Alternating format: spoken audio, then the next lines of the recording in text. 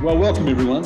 Great to have you with us again for another one of these fascinating interviews with really significant church leaders. And today I'm talking with Pastor Glyn Barrett, who with his wife Sophia pastors Audacious Church in Manchester and increasingly in other locations throughout Great Britain. I've known Glyn and his wife for quite a long time. In fact, they graduated from this college, 25 years ago, I think, 1995 or thereabouts. And it's been really quite fascinating and indeed inspiring to watch their journey of ministry and of leadership and increasing influence on behalf of the Church of Jesus Christ in the UK and indeed around the world. So, Glyn, it's wonderful to have you with us. Welcome. Thank you, Steve. It's great to be with you and great to see everybody out there in the world of the internet. Indeed. Yeah, it's a fascinating world, that one, isn't it? It is. I wonder if you would just help us to understand your context and how you got to be where you are at the moment. Just a brief overview of the history and the growth of your church. Yeah. Well, I'm a Manchester-born boy, born in Manchester, England, where I currently live right now. My parents were from the valleys of South Wales, not New South Wales, but the old South Wales. And my dad got saved out of a house that was actually a communist house. My grandfather had returned from World War I, joined the Communist Party, became a leader in the Communist Socialist Party of Wales. And then at the age of 12, my dad gets radically saved into an Assemblies of God church in South Wales. When my dad was 20, he went to the Assemblies of God Bible College in Great Britain, which then was in London. And then he began to pastor and pioneer churches around Britain. When he came to Manchester, I was born at that point. And then when I was 2, we moved to Australia. So my accent's Australian. I'm really a Toowoomba boy, Toowoomba, Queensland. That's where I spent my childhood and teenage years. My dad pastored there. Then when I was 15, we moved back to Manchester, where my dad pastored again in one of the suburbs. And then when I was 20, I moved out to Australia to go to Alphacrucis and studied for 3 years. That's where I met you, Steve, and Sandra, your wife. And then it was in my second year of Bible college that God spoke to me 3 things. It was a distinct night. I was praying with a prayer partner. His name was Jeremy Hodson. And on that night, God said 3 things. Firstly, go back to England. I said to God, you go back to England. Why did you leave? Because I was quite happy living in Sydney, to be fair. Second thing was, you'll plant a church. And the third thing is one day you'll lead Assemblies of God in Great Britain.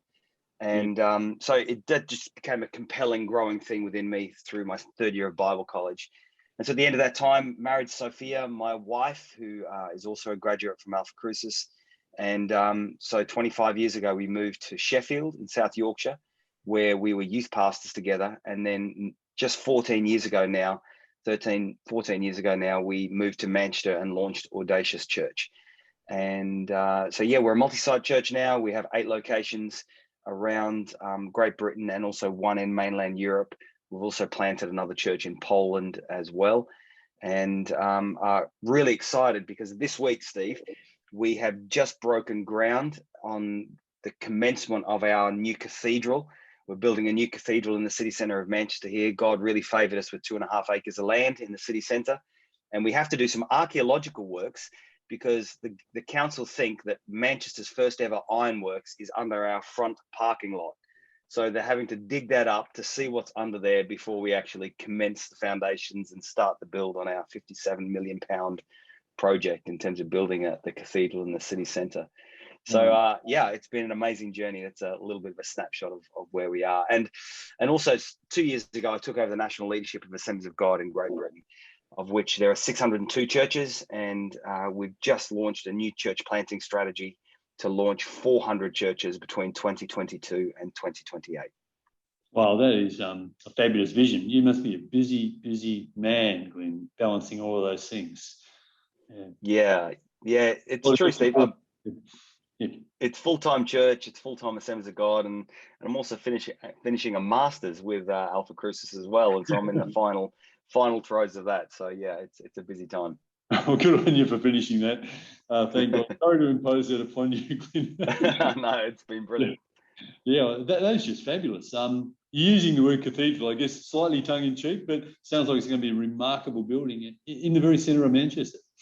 Yeah. Well, we use cathedral because we met with the town planners of Manchester. So it's a city of 3 million people, and it was on our third meeting with them that I just couldn't get them to understand church with lots of people. So we're building, for example, a multi-story car park as part of the cathedral.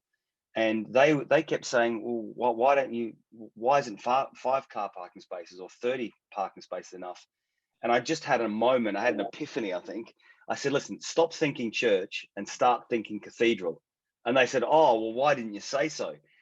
Because the British public mostly know that the cathedral is a resourcing church for the parishes, et cetera, et cetera. Yeah, right. And then it was next week in the newspaper in Manchester City, in the city here, that the front page article, new cathedral coming to Manchester. And so we've just rolled with that, and it's become just part of our narrative now in the build. Oh, great. Look, it's a fabulous journey of flourishing, and, just really inspiring to hear of the many ways God's blessed you, and to look at your church's growth from afar, really. Every now and then I've come there and had a closer up look, and that really is fabulous. Why do you think the church has grown? I think apart from the God factor, which, there's a huge element of that, and there's so many things we could say about that. There's probably four specific things I think that would be true. Definitely, Steve, the right people in the right place at the right time. The sense of God timing in it all is quite supernatural. When we moved to Manchester 13 years ago, there was already 1,100 churches in the city, but nothing quite like us, really, in style. And now there would be 1,700 churches or thereabouts throughout Greater Manchester. But I think the timing was really important in that we were able to come in and launch something new, fresh, exciting, vibrant. And within that context, we looked at where do people in Manchester want to go? And we discovered that they wanted to go to football games and they wanted to go to parties. Mm-hmm. So what would it look like for church to resemble both a football game and a party? And so it was out of that we developed our theology of party, and also, church that is interactive and buoyant, and, high crowd participation, et cetera, et cetera. So right people, right place, right time. I think secondly, our clarity of culture. We know who we are. We know who we're not. We don't apologize for who we are, and we don't apologize for who we're not. I think that as church grows, you invariably get transfer growth.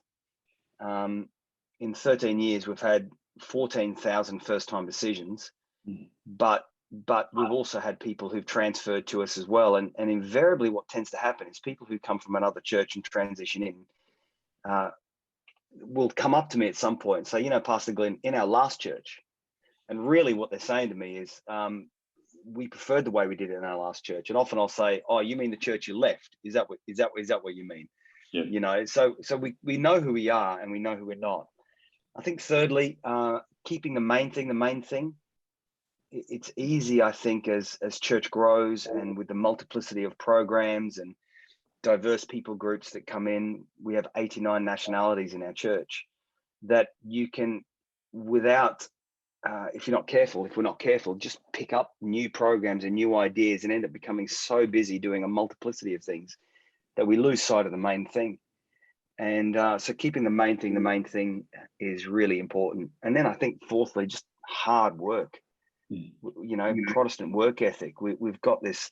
We work hard, and I think our senior team, our staff, all of our pastors, regional pastors, and volunteers are hard-working people. Yeah. And nothing happens without that. Yeah, well, that's a fabulous answer. So trying to feed that back, you really have focused on the context in which you're trying to proclaim the gospel. So you've tried to connect what you're doing to the local context. You've placed a great deal of emphasis on internal culture, keep the main thing. So a really strong sense of vision, mission, and associated practices, I think. And then, as you said, plenty of hard work.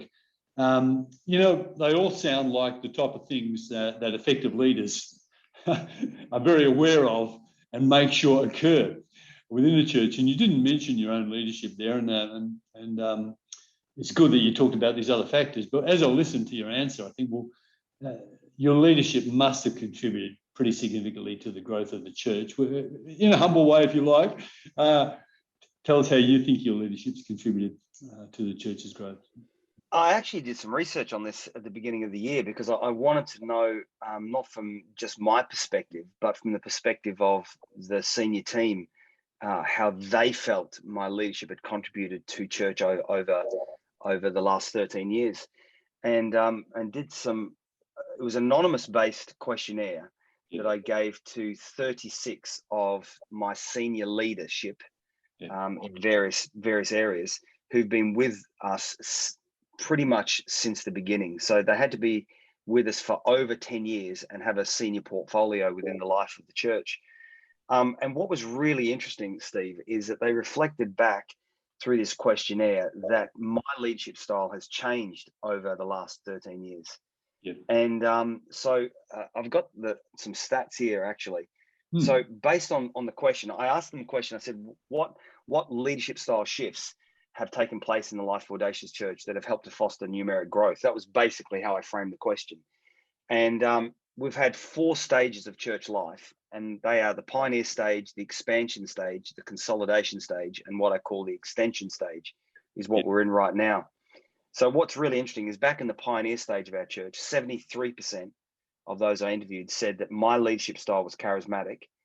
In the expansion stage, which involved, buying the building, etc., and getting a larger footprint in the city centre and launching our first campus, 57% said that my leadership style had changed and become transformational. Then in another stage where we tried to have more of an executive team and created some executive powers, we had some team members leaving the church and some coming in. 36% said at that point I became democratic. And then as we sort of came out of that stage and moved into more of our multi-site model, as well as myself becoming national leader of Assemblies of God and the other things that we're doing in this, what I'm calling extension stage, now we're back to 40% have said transformational. So I would say that my leadership style right now oscillates between charismatic and transformational. That would be probably the majority of the outworking of the way I lead. Yeah, right. So the charismatic, you're capturing their imagination, you're painting a big vision, you're idealising in many ways what it means to belong to this culture and to serve this particular culture. I guess with the transformational, they're interpreting the fact that you're very focused on drawing the best out of them and helping them to find their very best going forward. Yeah, look, that's fabulous. Glenn, that's a pretty good self-analysis. To be frank, I don't think I've ever heard of another senior pastor do a survey like that. So, well, it really helped me because I'm trying to understand what sort of leader do I need to be in order to lead the church in different seasons. And so it was really, really informative for me, Steve, to see how the team sort of gave that feedback. Yeah, look, it's good feedback. I like your stages or phases of the church too, because that's classic organisational stage. Inception, growth, consolidation, and then you either have decline or you have expansion. So you chose expansion.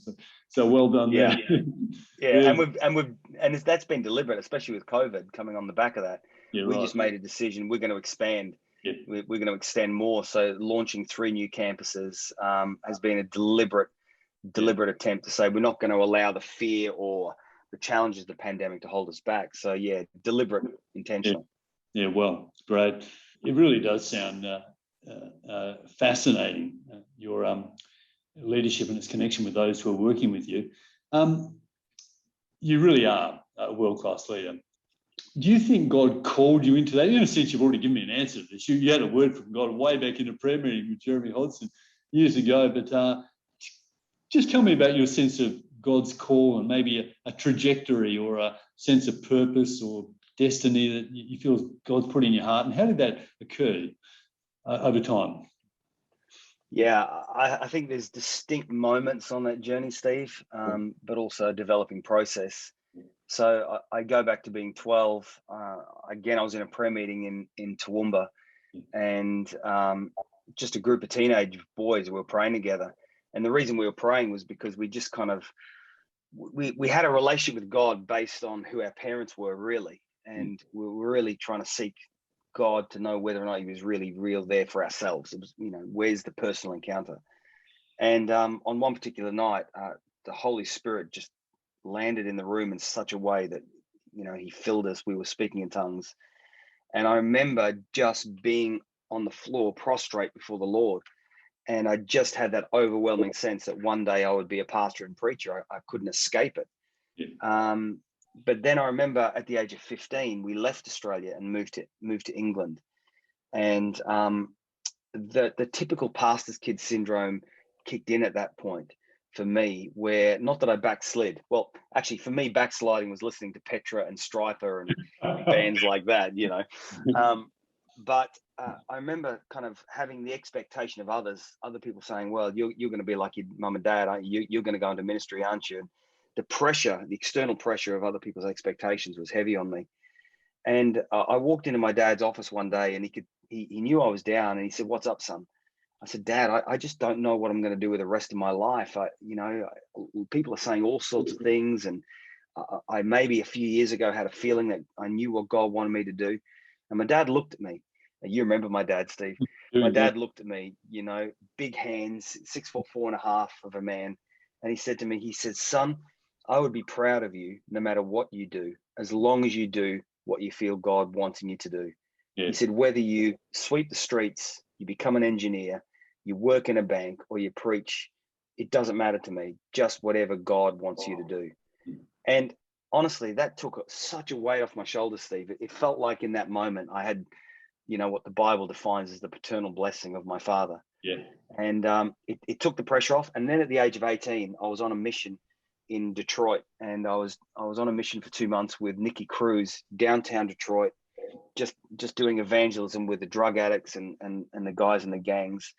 And I had this defining moment where a gang member put a gun under my chin and he said, I could kill you now. But if I did, he said, I could kill you now. And then he said to me, what's your favorite Bible verse? And, that's the sort of time where you want to think about, touch not the Lord's anointed and, God will smite thee. But the only verse that came to mind was James 2:19. You believe there's one God, good, even the demons believe that and shudder. And that's what I said to him. And he said, what a strange verse. I said, I know. He put down the gun. I had a moment of being able to lead him to the Lord. I walked him up to the local Baptist church where we were doing a mission. And God said, that's what you're called to do, son. So it was at that point, those 3 moments, 12, 15, and 18, it just became inescapable. I just couldn't run from the call of God anymore. Yeah. And so I canceled the idea of going to the University of Sheffield to do a computer degree. I got a job as a builder for a year, a job in finance for a year, in Manchester, actually. And then at the age of 20, relocated to Sydney to go to Alphacrucis. So it was events, but it was really a process that was inescapable for me. Wow, remarkable. I've never heard that last story. That is absolutely remarkable. I do remember your dad well, though, and a fabulous man. And I meet people all over the place, ex-students who remember your dad so well. He made such a profound impression upon everyone. Let's cut to the chase or focus in a tiny bit on this. How would you describe or define leadership? Gosh, there are so many definitions, aren't there? And I think the outworking of it for me depends on who I'm working with and the context of the people that I'm leading at that time. But I think I'd probably define it as just a process of persuading others to work together for a desired outcome. But I did read a fantastic definition of mentoring and coaching last night in some books that I'm reading.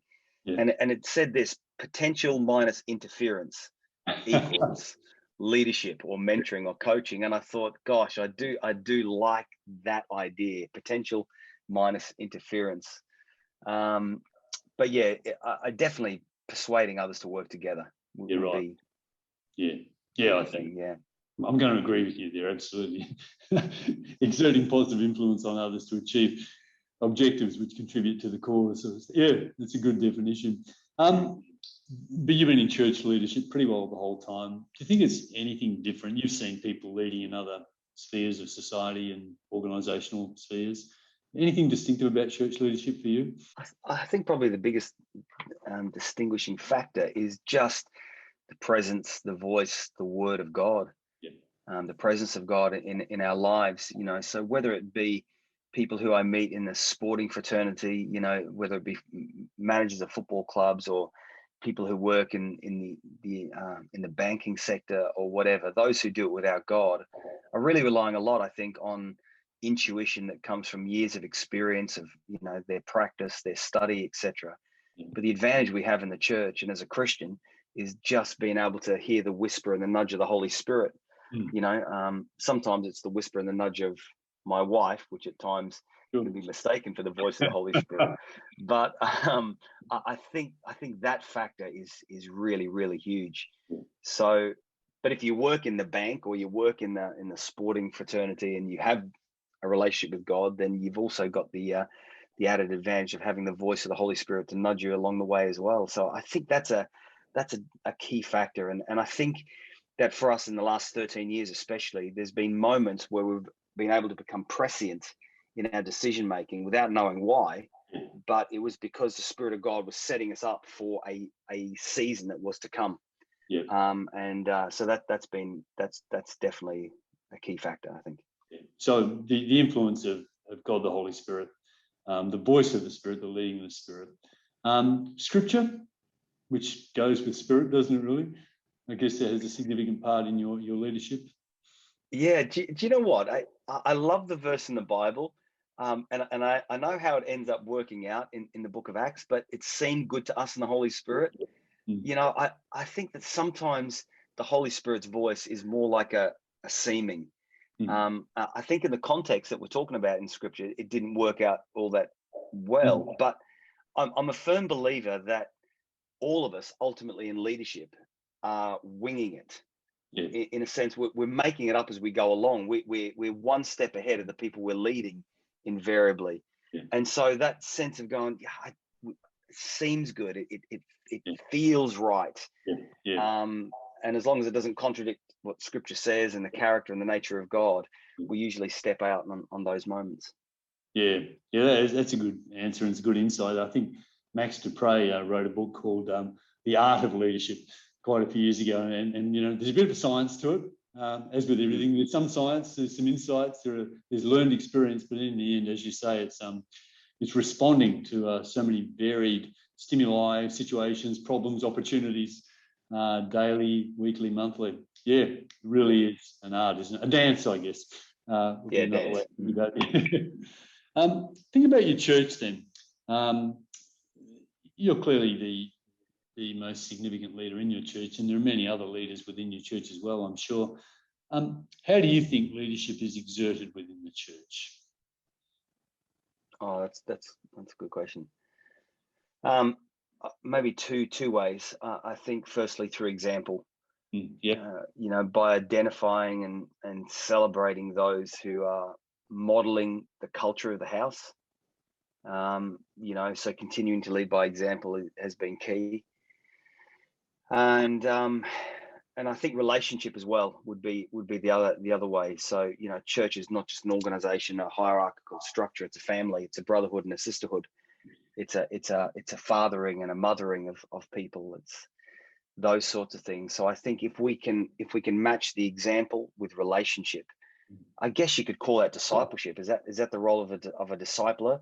Then that's been the way that we've really sort of worked and continue to work to embed that in the life of our church. You get outside the church and it's called leadership development, but in the church I reckon discipleship is exactly the right word, because it's a much more personal and integral thing than just trying to bring out their skills or anything.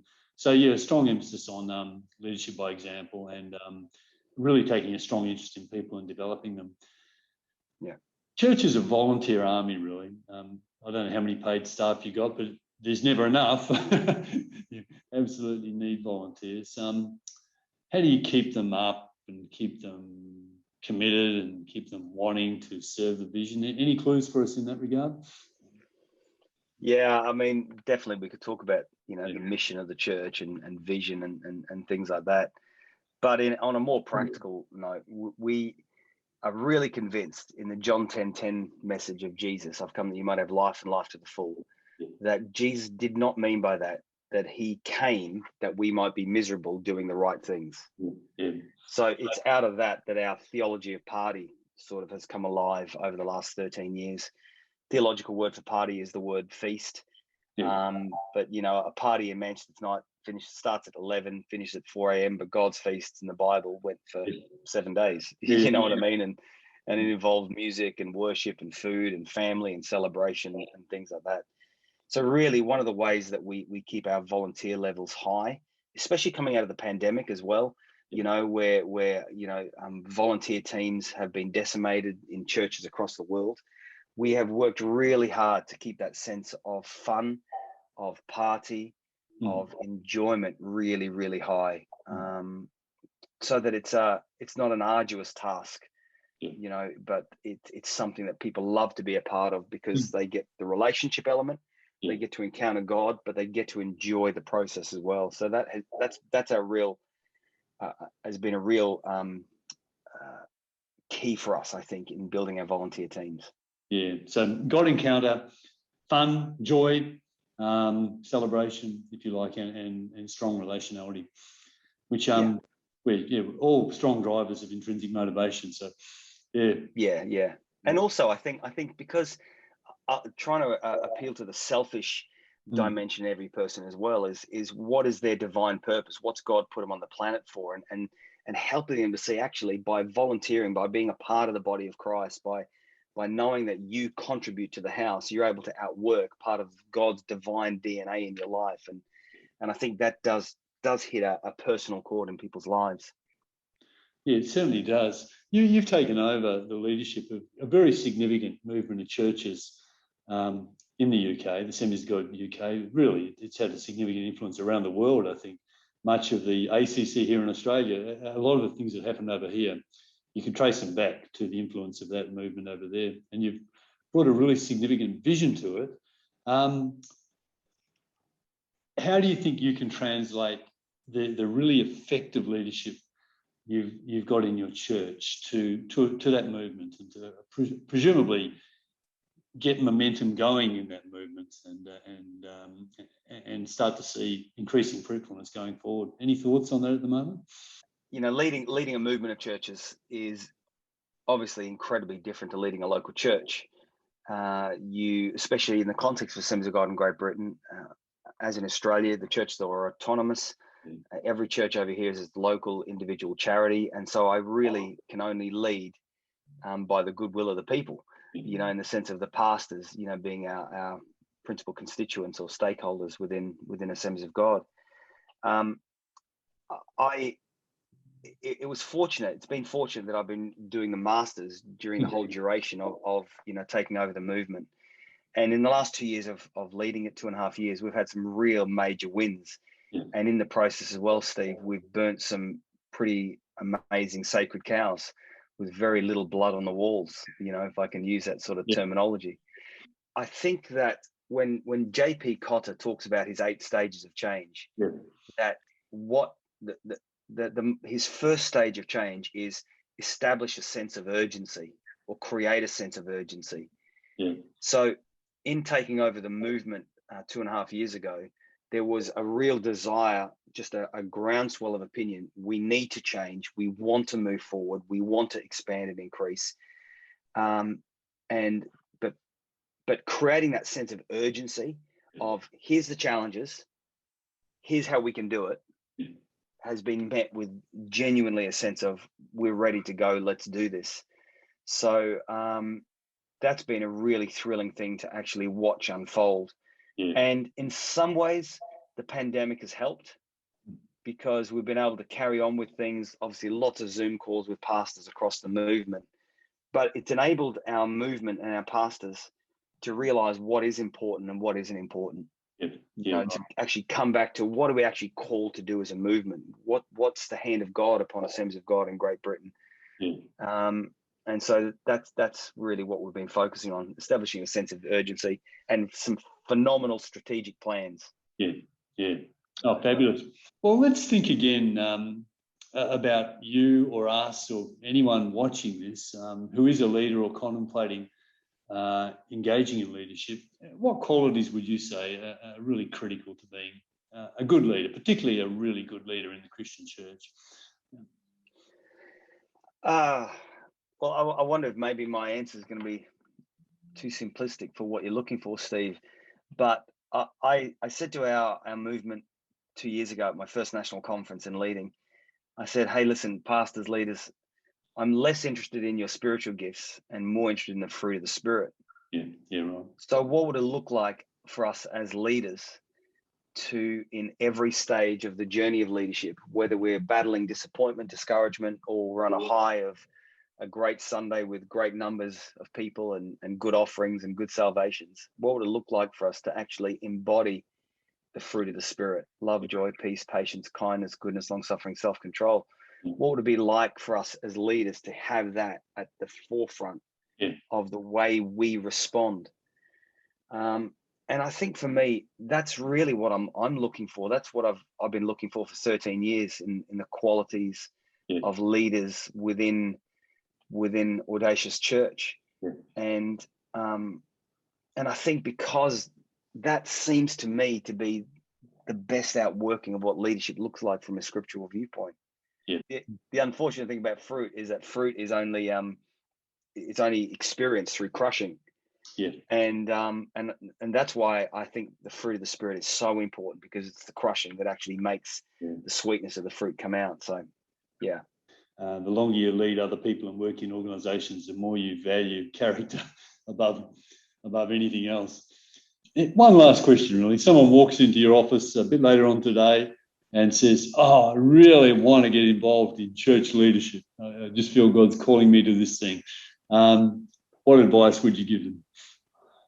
I'd say, are you sure? Are you sure you want this? Oh, gosh. Listen, personal habits and practices are just essential. That, you can have the charisma of the onstage gift of being an amazing preacher, charismatic leader, in that sense. But if you're not doing the right practices behind the scenes. So I remember back in the Bible college days, my first year, my first semester in Bible college, we had a mature student who had been pastoring in Murray Bridge, and he'd been pastoring for about 15, 20 years. And then he ended up having some form of breakdown and decided he wanted to come in and do some theological and leadership study. And I remember sitting in a study triplet with him, and also Lee Dolman was there as well. And he said this, he said, guys, my one advice for you is this: don't read the Bible to find sermons. Read the Bible because it's the way God wants to speak to you, and you can commune with the Lord. He said, because otherwise the Bible becomes a textbook for sermon preparation, and something that, and nobody really loves their textbooks. You may, Steve, but most people don't. And so, for me, my daily morning ritual of reading my Bible, and just not getting away from the basics, the personal habits. Yeah, right. It's the personal habits that make and break a leader. So that would be the first thing. I think the second thing I'd be saying to a leader like that is just understanding and recognizing that long obedience in the right direction is everything. When you watch America's Got Talent, Britain's Got Talent, Australia's Got Talent, the X Factor shows, and you see a 14-year-old come on and say to Simon Cowell, I've been dreaming about this all my life. You say, well, you're 14, you haven't even lived yet, you haven't even shaved your mustache once, so long obedience in the right direction would be secondly. And I think thirdly, just encouraging people to embrace the lowlights, because I think that sometimes when people have a natural desire to pursue spiritual leadership or church leadership, what they're talking about is the stage, the lights, the microphone, the travel, the opportunities for the highlights. But that's 2% of the time. The other 98% of the time is the travailing in scripture. It's that that phone call that you have to make because somebody has committed suicide, or just the news we heard just the other day that somebody was killed in a head-on car crash, and you've got to be there with family in those moments, and they're not enjoyable. So embrace the lowlights, understand that it's those moments, those valley moments, those difficult moments that actually lead to the moments of, wow, look at this moment we're having. But in actual fact, you can't have the highlight without embracing the lowlights. Yeah, very good answer, Glyn. Thank you very much. Thanks for sharing a whole lot of wisdom and a whole lot of insight with us. It's been, I reckon, illuminating, very illuminating for me personally, and I'm sure for everyone watching to hear it.